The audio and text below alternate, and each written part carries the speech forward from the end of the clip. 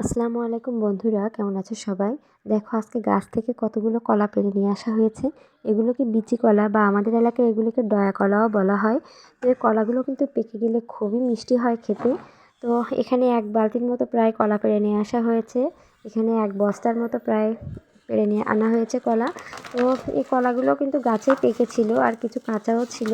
কিছুদিনের মধ্যে এগুলোও পেকে যাবে।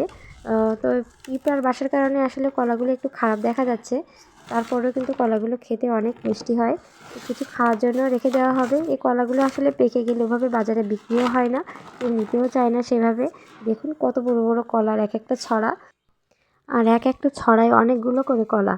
তো যাই হোক, কলাগুলো কিন্তু সেভাবে বিক্রি হবে না, বাড়িতে পড়েই নষ্ট হবে। তো দেখুন ছাদের ওপরেও বড় এক ছড়া কলা। আর এই কলাগুলো আসলে প্রায় সব নষ্ট হয়ে গিয়েছে। এগুলো ছাগলকে দিয়েই খাওয়াতে হবে। আমাদের অনেকগুলো ছাগল আছে, এগুলো ছাগলের পেটেই যাবে। তো আপনারা ভালো থাকবেন সবাই। আল্লাহ হাফেজ সবাইকে।